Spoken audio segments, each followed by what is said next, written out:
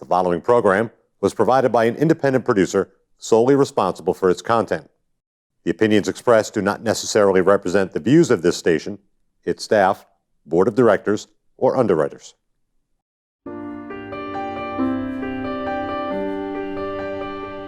The subject of death and dying can be a very difficult conversation to have. Many of us avoid having the conversation because it makes us uncomfortable. We don't want to worry or upset our loved ones, and we really don't want to face tough questions or think about our own death. Having open conversations about death and dying allows us to prepare ourselves and our loved ones on how we would like to create our own end-of-life journey. On every episode of Guided Crossings, we will explore a different part of the dying process and offer suggestions on how to prepare your loved ones as well as yourself. I'm your host, Andrea Sebastian, and this is Guided Crossings.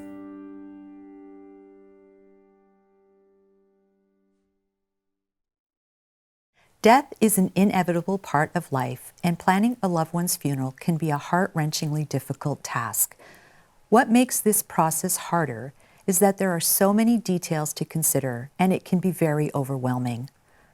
On today's show, I am pleased to welcome Buddy Phaneuf, president of Phaneuf Funeral Home and Crematorium, to help us better understand what goes into the planning of a funeral. Buddy, thank you so much for taking the time to be with us today. Thanks for having me. Why don't you start a little bit, I'm always curious, is how you've got involved in becoming a president of a funeral home that you own. Sure, yeah. So my family's been in funeral service since 1906. We actually started in Nashua. My great-grandfather started here. And like many kids, we grew up in the funeral home.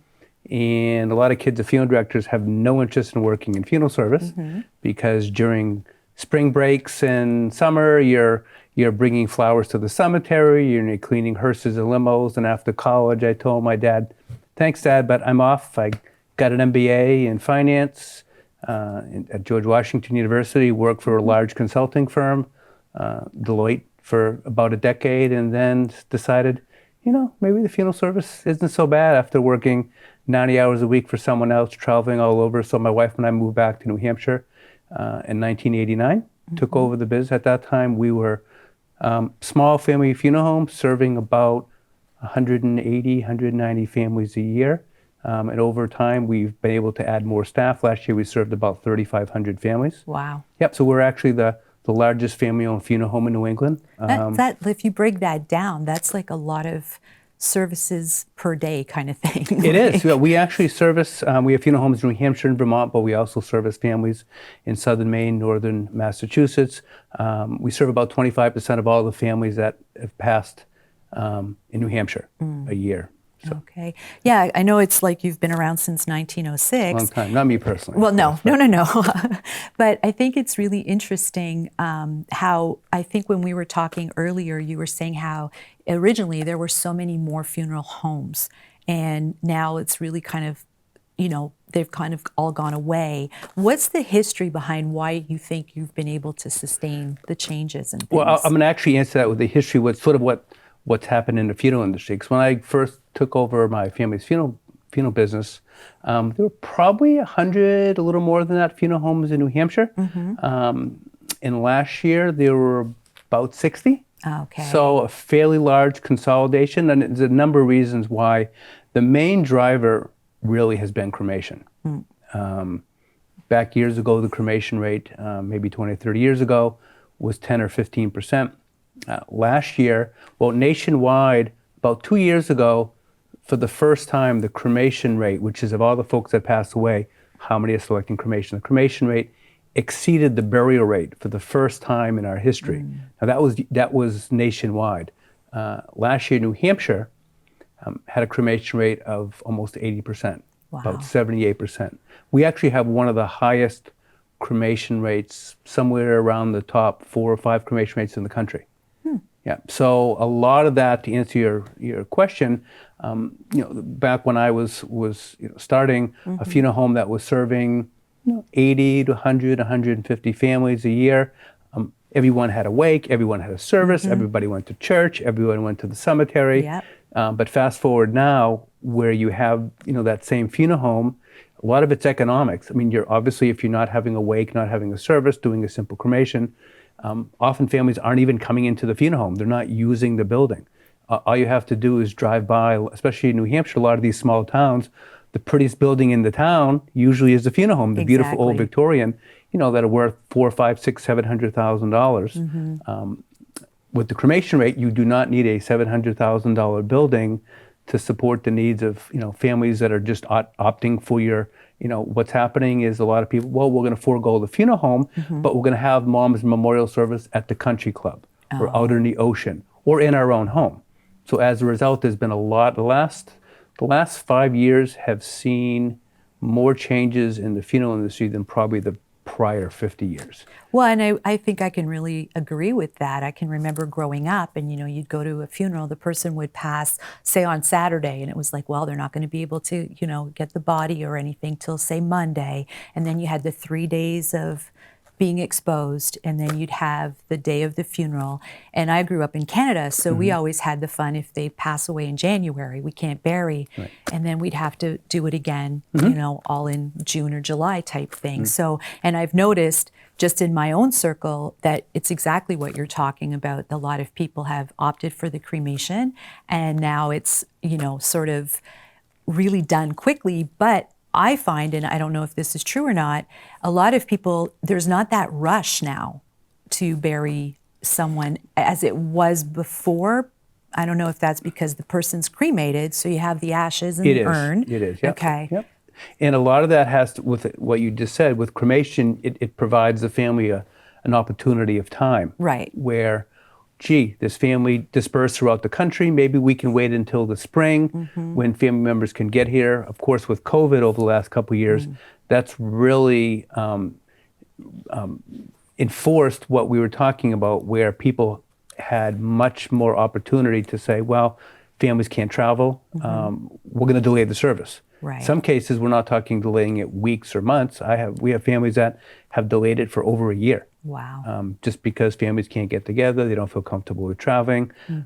New Hampshire, of course, has a large French-Canadian population. Right. We have a lot of families up until recently that couldn't leave Canada to come to the United States I for know. services. It's been 2.5 years. Yeah. I haven't made it home. Yep. So, yeah. And I think that's the other side of it, too, is, there were a lot of video, like Zoom funerals and things like that people had to kind of cope with through the whole COVID. We've done a lot of, we had the infrastructure in place before COVID where we were live streaming services. Now the take rate, people were saying, I don't know if I want to do that. When COVID hit, it seems like every other family that were having memorial services or services with caskets were live streaming for families that couldn't attend or maybe didn't feel comfortable, or folks that said, well, I can attend, but it's just an urn and in the chapel, so do I really want to fly? I can sit and listen to the service, through live stream or Zoom. Yeah. So there's a lot of those changes.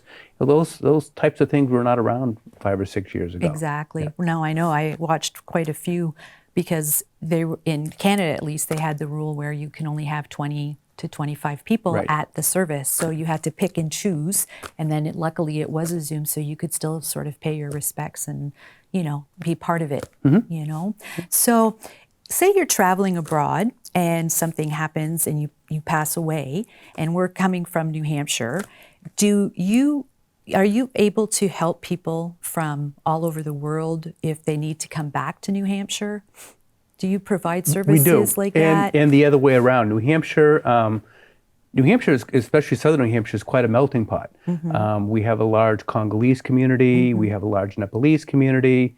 A lot of different ethnic groups have come here. And I would say at least 15, 20 times a year, we're repatriating families that have a loved one here that they want to be buried in their homeland back into the Congo. We recently, of course, in Central and South America. So we're doing that a lot. On the flip side, yes, if we have family members who lost a loved one, maybe they were traveling, maybe they lived 6 months, overseas, they simply call us and we coordinate with the consulate, with the embassy, a local funeral home in that country, and we have them brought back here to the United States. Nice. Why do you think now that people, if you describe a traditional funeral, we talked about it a little bit, I said was like a 3-day thing, and and now it seems to be really like a quick afternoon or morning and stuff. Why do you think that we've shifted that way so much? I think there's a lot of reasons. Number one, families are much more geographically spread out. So it's not like the old days where people pretty much lived in the same neighborhood and everyone could come to the wake. So a lot of that has to do with it. I think grief in the United States, we have not done a very good job of understanding and accepting grief. And a lot of people think quick is easy. We live in a time of convenience. Right. Everything is convenient. We're expected to, whether it be, getting your food right away or, watching Netflix right away. I want this. Same thing with every quick. And maybe if we don't spend a lot of time thinking about it, it's going to maybe make the pain easier. We don't have to deal with it right now. We can deal with it later on in the future. So a lot of those things have resulted in what you just mentioned. Right. And I know you probably see firsthand where it's like, ooh, you should take a little bit of time to grieve, or, that kind of thing. It seems like we have polar opposites. We have families that we can't get the cremation and the funeral quick enough. Okay. And then we have on the other extreme other families that for whatever reason don't want to make the decisions or want to sort of put it off or wait for other family members, and the funeral, the ceremony, the services are pushed off for weeks, if not months. So. Is there a specific religion that still does, because I know, like you said, we're such a melting pot here in New Hampshire, and it's really awesome, but, that still does more of the traditional, or is it kind of like statewide where people are sort of going to a different It's all over. thought? When people, several years ago when someone asked me, we want to do a traditional funeral. In my mind, and probably yours, that means some sort of a viewing with the body. Yes. Probably a church service, or maybe have the priest or the minister or the rabbi coming to the funeral home and then off to the cemetery. Well, now with cremation being so prevalent in New Hampshire, and not just in the last couple years, we're seeing multiple generations of cremation being their tradition. Okay. So we sort of have to watch out when we're talking to, you want a traditional, in their minds, well, our tradition is cremation. Wow. We serve a lot of Hindu and Southern Asians throughout Southern New Hampshire and Northern Massachusetts. And you talk about tradition. Well, in the United States, we've really only been cremating since Civil War. Okay. In India, they've been cremating for about 2,500 years. Right. So that is their tradition. Same thing with the Bhutanese population that we serve. We're dealing, and now to get back to your question, we have a fairly large population of Islamics from a lot of different parts of the world, and we have an unofficial contract with the Islamic Center in Manchester. Well, of course, their tradition is not cremation, is full body burial. So a lot of it, the tradition is really based on, sort of the tradition of whether it be the religious or the mores or the ethnicity of the families. But we still have, you talked about, historically the Catholic Church, which New Hampshire has a lot.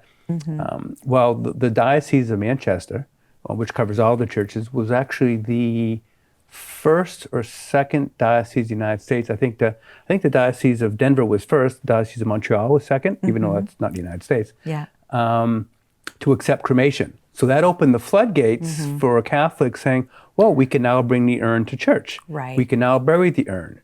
Cremation is accepted. So even our Catholic families are cremating at a higher percentage than they had before, well over 50%. In my experience, really the groups that are still conducting what we would consider a traditional with a view is Greek Orthodox, Eastern Orthodox, Russian Orthodox, Lithuanian Orthodox, Greek Orthodox, and our Orthodox and conservative Jewish population. Okay. See, I'm Polish. Polish. As well as the Islamic population. Yeah. See, I'm Polish, and I've seen, in the last few years, a real big switch to and Catholic. So to your point about the cremation and things too, a lot of closed caskets now, and very different, like the tide is turning as to what used to be what we would do and consider what had to happen versus how it's really happening now. There are a lot of hybrid services too, families that want cremation, but they also want the tradition of the open casket viewing. They don't feel comfortable for whatever reason to go in a church with a casket. I'm sorry, with an urn. They rather prefer a casket. So we have what we call traditional cremation services, where you can actually rent the casket and have the wake service, all the traditional things that you and I were referring to, followed by cremation. Huh. Yeah. That's about. You thought of a lot of things. Yeah, that's about. I mean, you'd have to, though, with everything evolving. I mean, even now, I know we haven't talked about it yet, but they have like a green burial. And what exactly is a green burial? I don't know, if everybody sort of knows. The green burial is sort of the Wild West of funeral service. Okay. We are actually the only funeral home, I believe, definitely in New Hampshire, and I'm not sure if our funeral home in Vermont, that we're actually a member of the Green Burial Council. We have created green burial packages that are certified by the Green Burial Council, where there is no embalming, and the casket or container is void of any metal material, and there is no public viewing. There's the issue with what green burial is. Everyone thinks, oh, green burial is this new wave, and all and it's what our Islamic and Jewish families have been doing for generations and generations. Simple casket or no casket, going to a cemetery without any sort of a vault or fancy monument, no embalming, no open casket viewing. So green burial is nothing new. It's just getting rebranded to some more mainstream, non-Islamic, non-Jewish families that say, well, we don't want the embalming. We want something simple. We want something more environmentally sound. See, and I was just going to say, I think people think it's so much more environmentally friendly as opposed to, and that's the big kicker for it, as opposed to it's been going on for generations in different The issue with green groups. burial is, I agree, it is more because a lot of people don't think using cemeteries and mowing the lawn and have monuments are the best use of our scarce resources. Right. Here in New Hampshire, there are really no green burial cemeteries. Okay. We just don't have the population. Someone needs to have you can't create a green, and the traditional green cemetery there is no monuments. It's usually in a field or a wooded area. You're not cutting the grass. You're not making it, sort of a fancy, very, very religious type thing. Okay. You're digging your own graves often. The family much more is involved with the interment.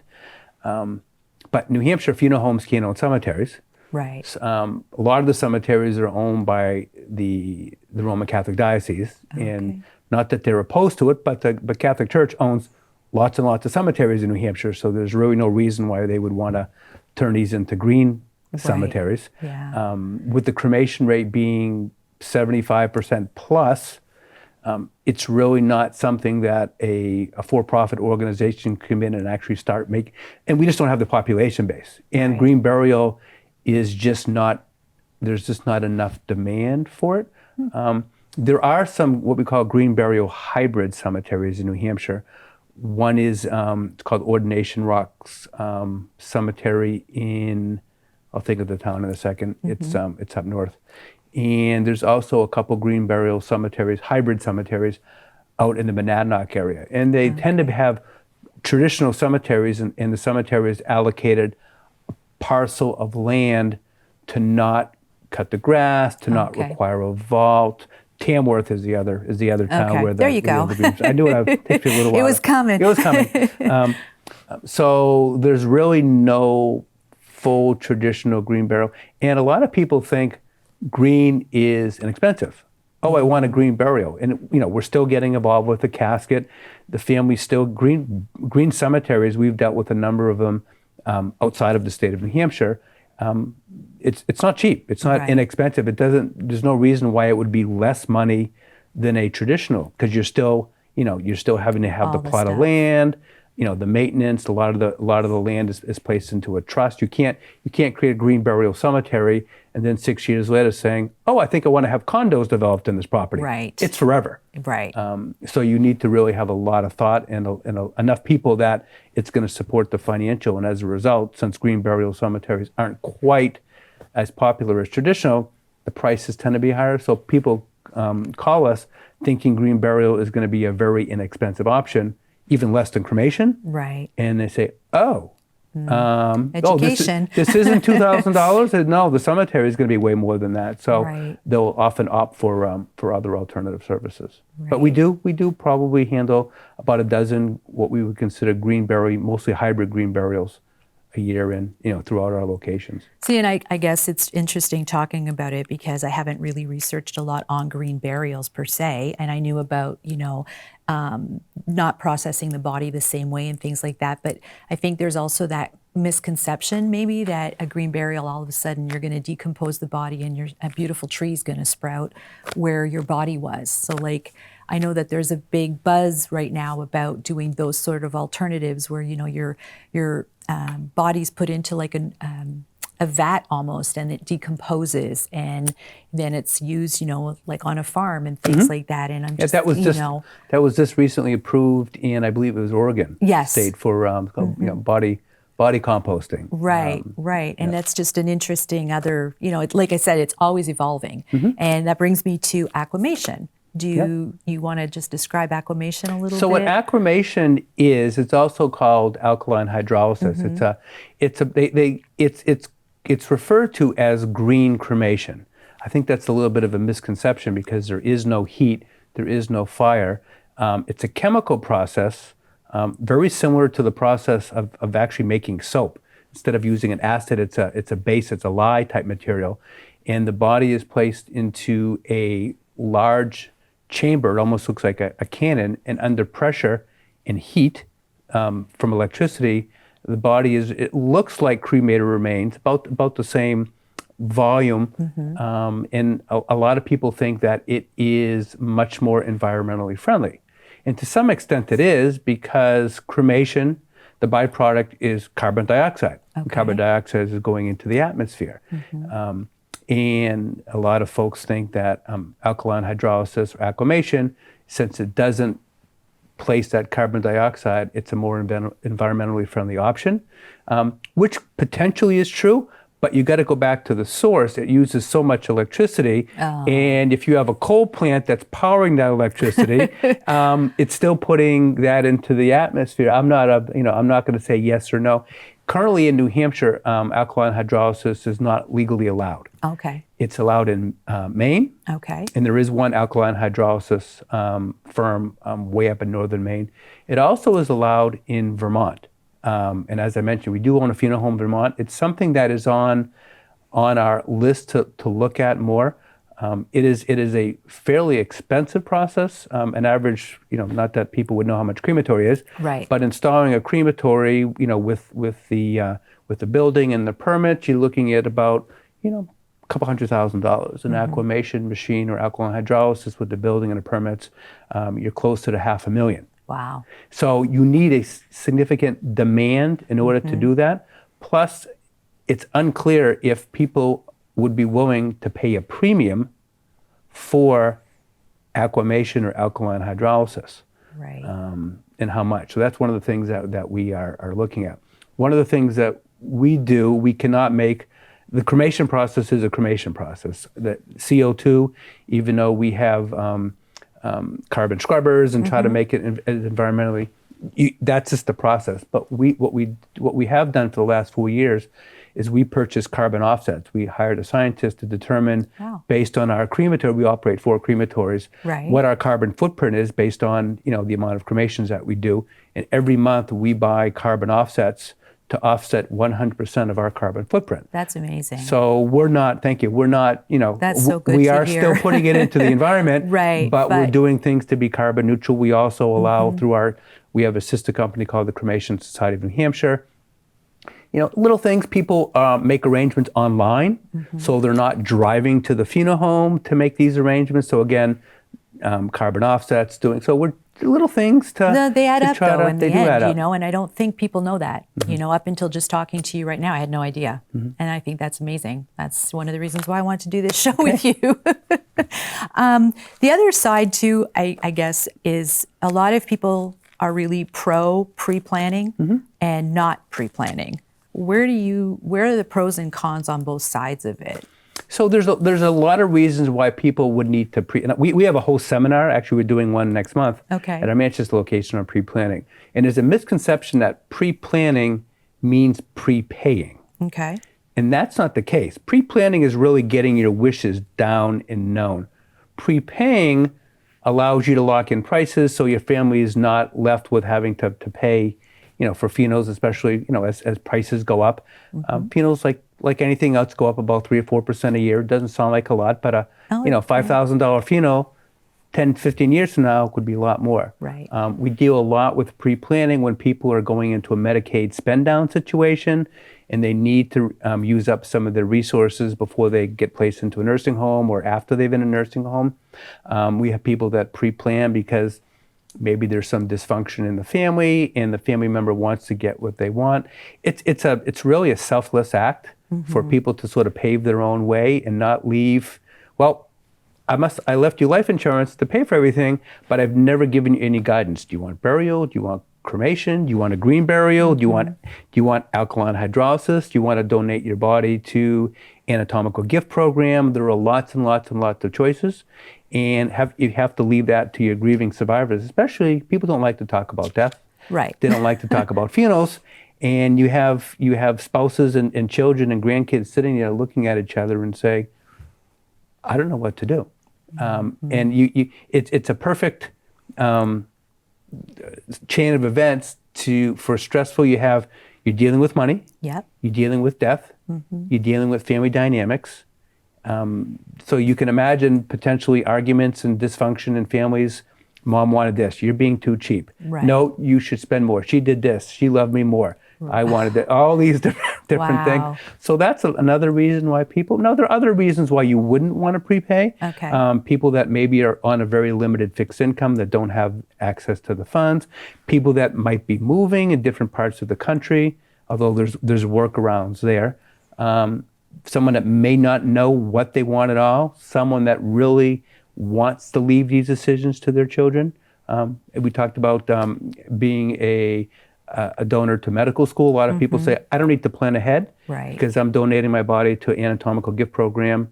But only about 70% of families that have signed up for that are accepted. So I always tell people that's a great, but you need a plan B. Right. Yep. Right. Nice. What's the best part of your job that you keep going, I like this, I'm glad I'm doing this? Because you were in a very different field before. Oh, yeah. I mean, my favorite part of my job, I think, is not, we have about 50 people that work for us, is I really enjoy being mentors to some of our younger funeral directors and apprentices, just, to give them a history of what, of what's been going on in their industry, dealing with families, tactical ways of giving options and providing value to them. Outside, I hate it when I hear that funeral directors are order takers. Yep, I want this, versus giving options. So that's what we try to still with our staff and training in terms of you're really there to guide the family, not make them spend more or spend less. Right. So that's what I like to spend most of my time on, is working with my younger funeral directors. Well, it's awesome. I mean, it sounds like you have a wealth of information, and I mean, that's kind of, as it's always evolving, it's nice to know that you're passing it on to other generations and things. So that's very cool. We want to be around for another 120 years. There you go. Well, we're out of time, but thank you so much for taking the time and sharing welcome. all this with us. Thanks for having me. We'll see you next time. The preceding program was provided by an independent producer solely responsible for its content. The opinions expressed do not necessarily represent the views of this station, its staff, board of directors, or underwriters.